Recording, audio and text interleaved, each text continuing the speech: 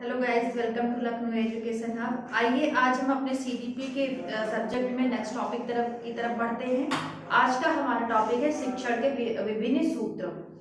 अभी इससे पहले क्या हुआ कि हमने टीचिंग स्किल्स पढ़ ली, माइक्रो टीचिंग पढ़ ली और टीचिंग की स्किल्स सारी पढ़ ली हैं। तो अब हमारा आगे बढ़ते हैं, क्या है कि शिक्षण के जो सूत्र दिए हुए हैं उनको जानते हैं। शिक्षण सूत्र की आवश्यकता की भी सबसे पहले हम ये समझते हैं। क्या है कि जो हमारे शिक्षा शास्त्री या फिर शिक्षक हैं, उनकी जो भी सूझबूझ होती है या फिर जो उनके कार्य होते हैं शिक्षण को प्रदान करने के, उनको एक जरिया देना क्या होता है कि शिक्षण सूत्र के पॉइंट होते हैं कि उसको एक अच्छा जरिया देना, अच्छे तरीके से एक मार्गदर्शन प्रदान करना हमारा शिक्षण सूत्र में आ जाते हैं। और इन्हीं शिक्षण सूत्रों का प्रयोग करके हम क्या करते हैं, टीचिंग की जो स्किल्स हैं उनका निर्माण करते हैं।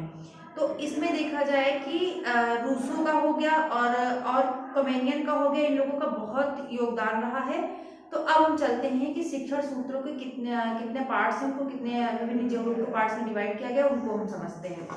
तो सबसे पहले हमारा आता है सरल से जटिल की ओर, उसके बाद में ज्ञात से अज्ञात की ओर आ गया आपका, स्थूल से सूक्ष्म की ओर, पूर्ण से अंश की ओर, निश्चित से अनिश्चित की ओर और प्रत्यक्ष से अप्रत्यक्ष की ओर। इसके अलावा और भी है, पहले हम इनको समझ लेते हैं, उसके बाद में जो है हम बाकियों के बारे में चर्चा करेंगे।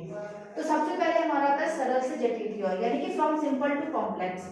यहीं से ही अंडरस्टूड हो जा रहा है कि पहले क्या है, सरल है, फिर उसके बाद में क्या आई है, जटिलता आई है। तो यानी कि क्या है कि जब हम क्लास में जाते हैं या फिर जब शिक्षण सूत्रों का निर्माण करते हैं, यदि बालक छोटा है या फिर किसी भी क्लास में है, अगर जो भी टॉपिक हमने रखा है पढ़ाने के लिए, उसको जा करके पहले हम उसकी जो है विशेषताएं बताना शुरू कर देंगे या फिर उसके जो पार्ट्स होंगे, जो भी उनके समस्याएं होंगी, गुण होंगे, दोष होंगे, वो बता देंगे। तो क्या होगा कि वो चीजें कहाँ यहाँ से निकल जाएंगी। तो सबसे पहले क्या है कि हमें सरल से स्टार्ट करना है। जैसे कि हमारे पाठ्य पुस्तक में ही होता है, मैथ्स का ही ले लीजिए, फिर साइंस की हो गई, और भी कई चीजें होती हैं। कोई सब्जेक्ट्स ऐसे प्रैक्टिकली सब्जेक्ट्स होते हैं जहाँ पर क्या है कि पहले क्या करते हैं कि इजी टॉपिक को रखते, उसके बाद धीमे धीमे क्या करते हैं, हम टफ की ओर बढ़ते हैं। तो पहले क्या करेंगे, हम सरल चीजों को बताएंगे, उसके बाद में जो है हम जटिलता की तरफ बढ़ेंगे। तो इसका अर्थ यही निकलता है कि पहले क्या करेंगे, सरल सरल बातों पे हम लोग अध्ययन करेंगे, उसके बाद में जो है क्या करेंगे, जटिलता की तरफ करेंगे। अब मनोविज्ञान में आ जाता है, तो मनोविज्ञान का भी यही कारण है कि छोटे बालक को अगर हम पढ़ा रहे हैं तो सबसे पहले क्या करेंगे, उनको इजी चीजें बताएंगे, उसके बाद उनको जटिलता की तरफ ले जाएंगे। फिर हमारा आता है ज्ञात से अज्ञात की ओर, यानी कि फ्रॉम नोन टू अननोन। क्या हो गया, इससे पहले भी जो मैंने वो कराया था आप लोगों को टीचिंग में कि आपका जो प्रस्तावना कौशल आता है, उसके बाद जो उद्देश्य आते हैं, बोधात्मक ज्ञानात्मक के सारे उद्देश्य आते हैं, तो उसमें भी मैंने ये बोला कि आप ज्ञात से अज्ञात की ओर चलते हैं, नोन टू अननोन की तरफ। यानी कि इसका अर्थ क्या होगा कि जब जो हमारे जो बच्चे होते, बालक होते हैं, फिर जो हमारे माइंड में जो भी कक्षा लेने जा रहे हैं, क्लास लेने जा रहे हैं, तो हम किन चीज़ों को रखते हैं कि प्रश्न का निर्माण करते हैं। तो कौन कौन से प्रश्न रखते हैं कि सबसे पहले क्या करेंगे, जो चीज़ें उनको पहले से पता हो, कि मैंने बोला कि पहले उनके व्यवहारिक जीवन से लेकर के हम चीज़ों को उठाते हैं, फिर हम टॉपिक की तरफ बढ़ते हैं। पहले क्या करेंगे, हम वहाँ से पढ़ाना शुरू करेंगे जो बच्चों को पहले से पता हो, पहले से उसका ज्ञान हो। उसकी बात क्या करेंगे कि तब उसके अज्ञान की तरफ बढ़ेंगे। नहीं तो क्या होगा कि इंटरेस्ट ही नहीं आएगा पढ़ने में, या फिर क्लास भी इफेक्टिव नहीं लगेगी।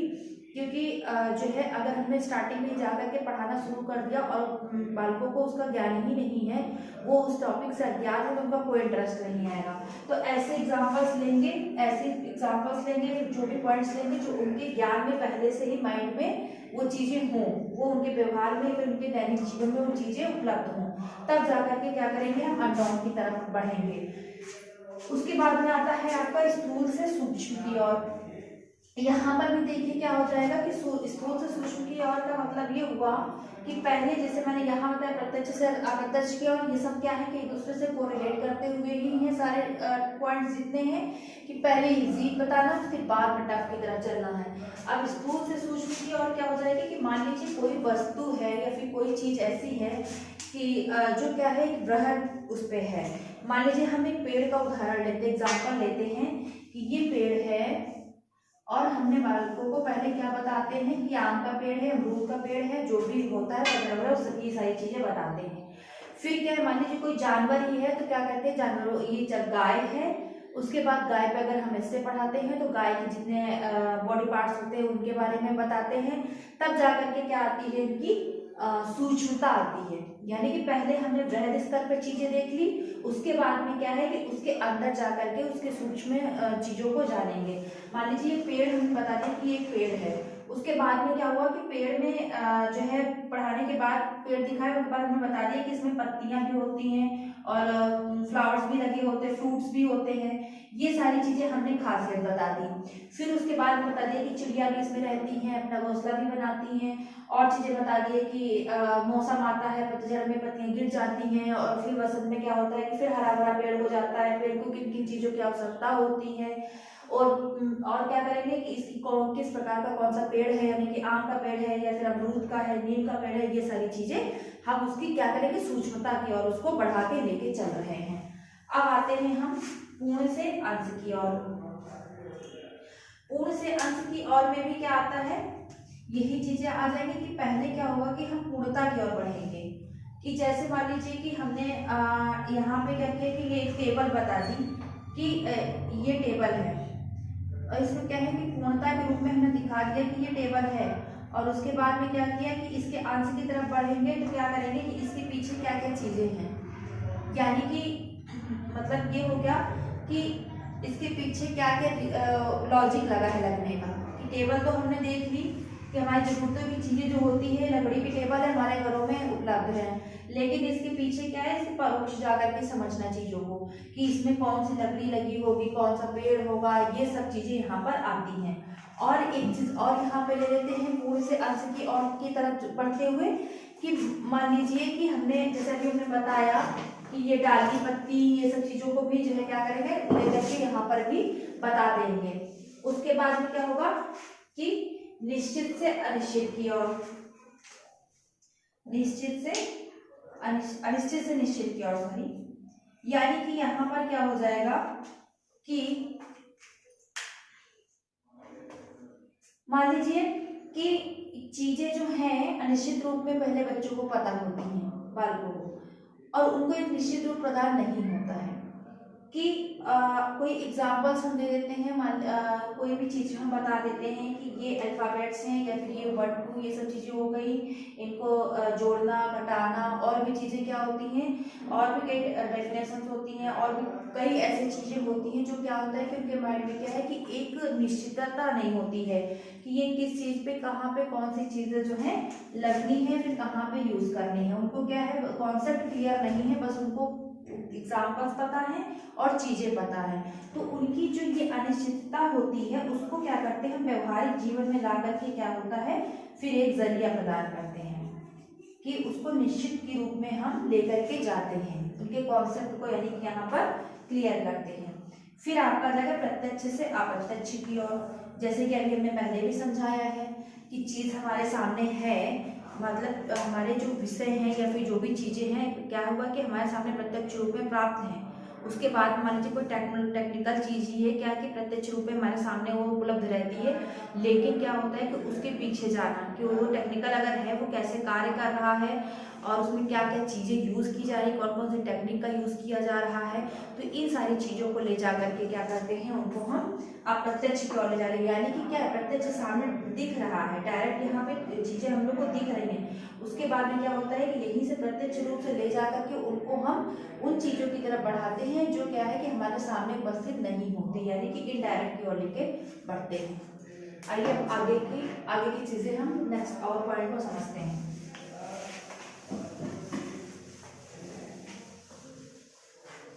आइए आगे के टॉपिक सब समझते हैं, यानी कि विशिष्ट से सामान्य की ओर, विश्लेषण से संश्लेषण की ओर, मनोवैज्ञानिक क्रम से तर्क संगत क्रम की ओर।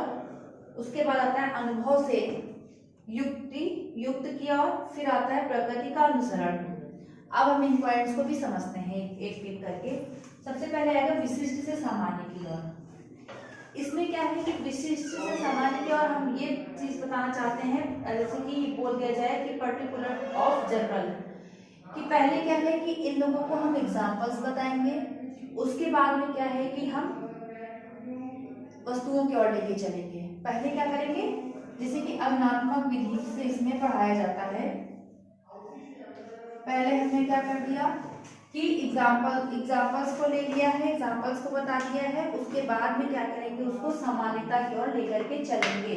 जैसे इसमें क्या होगा कि आपका गणित विषय आ जाएगा और साइंस हो जाएंगे, विज्ञान के ये सारे विषय जो है पढ़ाए जाते हैं। कि पहले हमने क्या किया, उदाहरण दिया, उसके बाद में जो है जो भी वस्तु है या पाठ वस्तु है उसको हम सामान्यता की तरफ एक्सप्लेन करेंगे।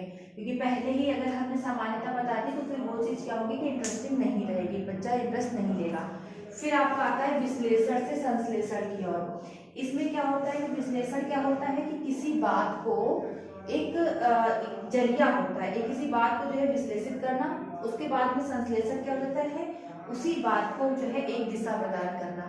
यानी कि कोई बात अगर बताई गई है तो उसको किस दिशा में लेके जाना है, कोई चीज़ हम बता रहे हैं तो उसका एक जरिया विश्लेषण में आ जाएगा, और उसको किस दिशा में जा करके बताना है, कहाँ पर ले जाकर चीज़ों को समझाना है, वो आपका संश्लेषण में आ जाएगा।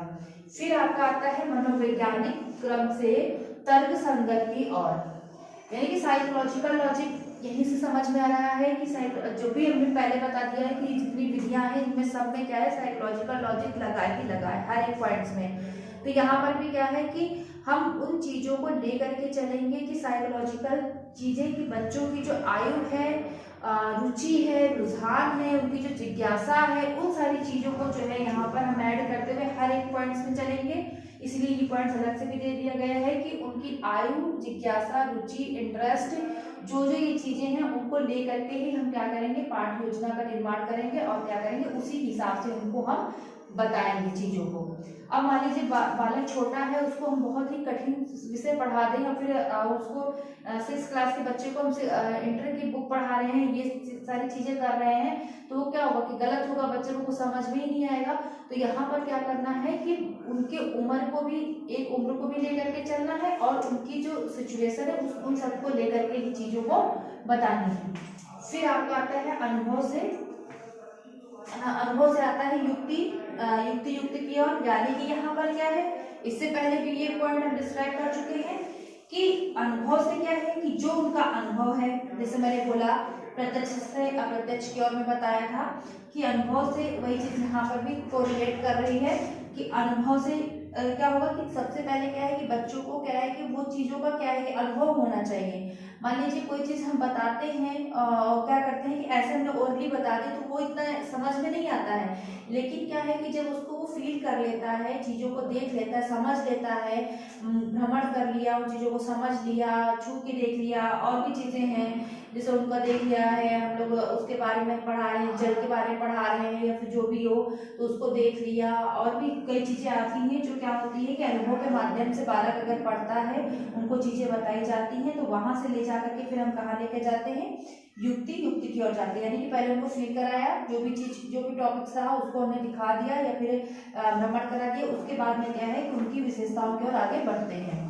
फिर आता है प्रकृति से अनुसरण, यानी कि फॉलो टू नेचर। अब यहाँ पर क्या होगा कि ये तो सबसे इम्पोर्टेंट चीज आ जाएगा कि बिना प्रकृति के क्या है कि चीजों को हम नहीं बता सकते हैं, कि प्रकृति का तो अनुसरण करना ही पड़ेगा। कितना भी हम जोर लगा ले, जो कुछ भी कर ले, वो चीजें क्या होंगी कि वहां से हटेंगी नहीं। तो मनोवैज्ञानिक जो एक रूप है तो प्रकृति से ही चीजें जो है रिलेट करती, कोरिलेट करती हैं। कि यहाँ पर भी क्या है कि बच्चे की रुचि क्या है, किसमें इंटरेस्ट रख रहा है, वो क्या करना चाहता है। मान लीजिए कोई बच्चा जो है आर्ट में रुचि रखता है और कोई बच्चा है कि म्यूजिक में रुचि रखता है, और उसको क्या कर रहे हैं कि हम जबरदस्ती क्या कर रहे हैं, मैथ बता रहे हैं, तो क्या वो उन चीज़ों को समझ पाएगा, नहीं समझ पाएगा। या फिर साइंस बता रहे, नहीं समझ पा रहे। किसी को क्या होता है, हिस्ट्री समझ में नहीं आती, कहती कि हमारे माइंड से जो निकल रही है। तो जो उनका प्रकृति है, जो उनकी समझ में आ रहा है, जो उनकी रुचि है, इंटरेस्ट है, उसी के अकॉर्डिंग हम चीज़ों को बताते हैं।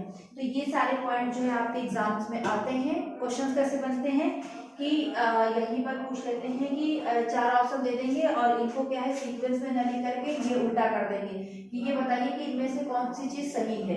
तो आप कहीं लिख देंगे सामान्य से विशिष्ट की ओर सही होता है, या फिर क्या है कि विशिष्ट से सामान्य की ओर सही होता है, पॉइंट ऐसे बनते हैं। और ये पूछ लेंगे अंगात्मक विधि को किस में यूज करते हैं, और क्या पूछ लेंगे कि ये बताइए कि विश्लेषण और संश्लेषण के जो भी एक पॉइंट रखा गया है इसका अर्थ क्या होगा, ये सारी चीजें पूछ लेते हैं। और एक प्रकृति का किसमें अनुसरण किया गया है, प्रकृति के बारे में किसमें, मतलब कि रुचि रुझान को लेकर के किसमें चलते हैं। तो इनमें से क्या कहते हैं कि ऐसे ही क्वेश्चंस निकल के आते हैं एग्जाम में, और इससे भी क्वेश्चन 1-2 आते जरूर हैं।